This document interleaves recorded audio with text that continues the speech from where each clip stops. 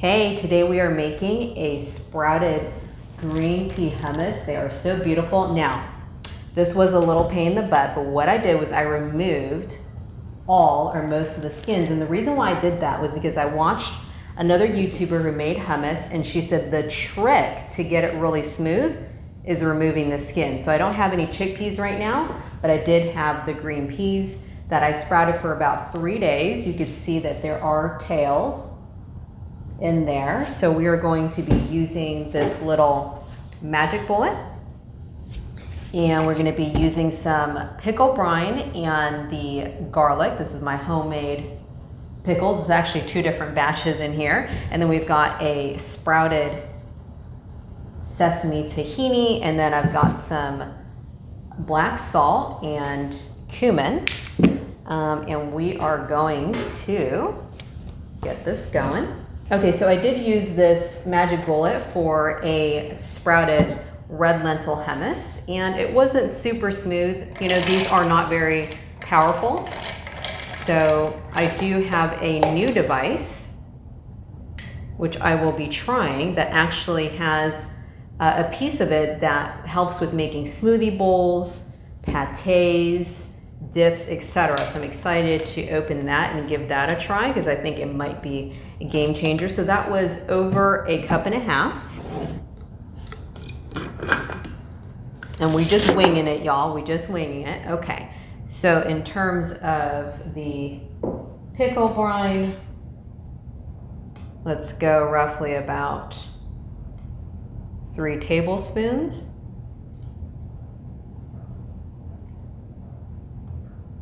I have the tablespoon here just so I can get, you know, so I can see how big it is, right?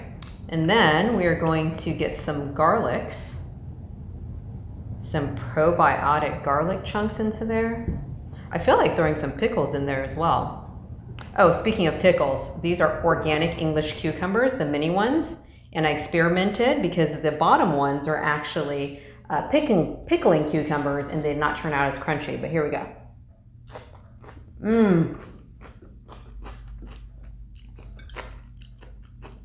So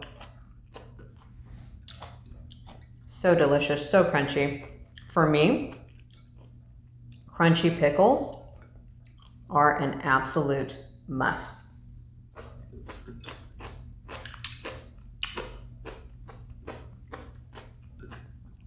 All right, so I've thrown in probably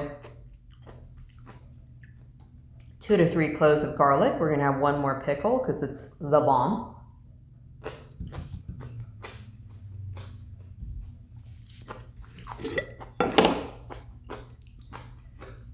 And then I've got the last of my tahini. So this is probably about 2 tablespoons. We make tweaks. If it's too thick, I'll add some more of the pickle brine. Or if it's too sort of separated, I would add either more tahini if I had it, or avocado, or a bit of cold pressed raw oil. But we're gonna see how it goes. Salt to your liking. Cumin to your liking. Let's go.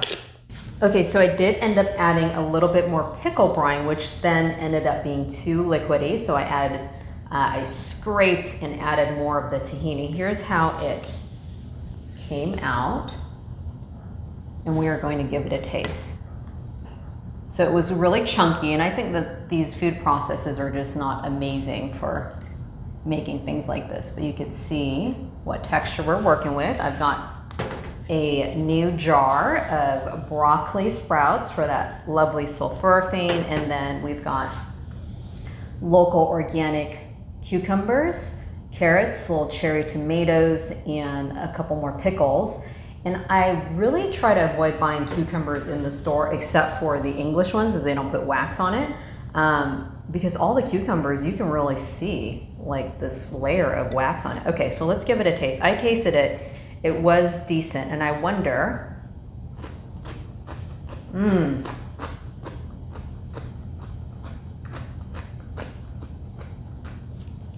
I wonder if the flavors will develop more as it sits in the fridge. Okay, so that was lovely. I would say it needs a little more salt. I brought garlic.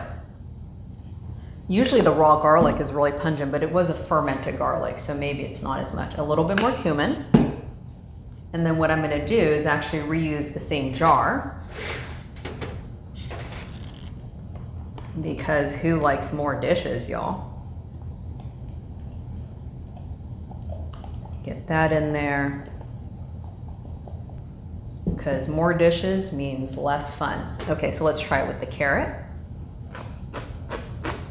Oh yeah, that garlic and the more of the salt and the cumin really helps. So it's all about seasoning things to your liking. Those pickles, amazing. All right, let's try it with the cherry tomato.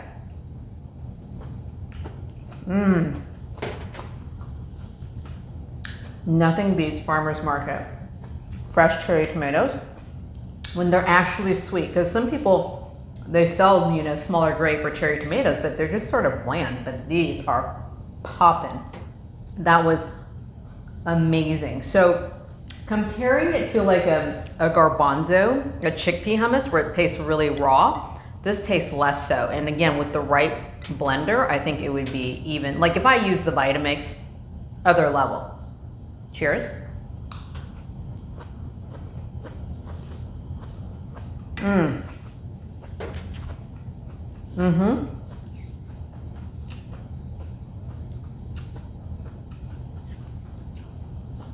There's some bitterness to that. And there was a tinge of bitterness in certain bites, not totally. I think the more you season it, the more it cuts through that. And again, with the skins, I'm sure it wouldn't have been nearly the same, but I hope you enjoyed the video. Let me know your thoughts on how you like to make different hummuses. I have other beans like adzuki bean, I've got black-eyed peas, I already mentioned lentils, I've got mung beans, and I was thinking, ooh, should I try to make hummuses with all of these different beans? Let me know your thoughts.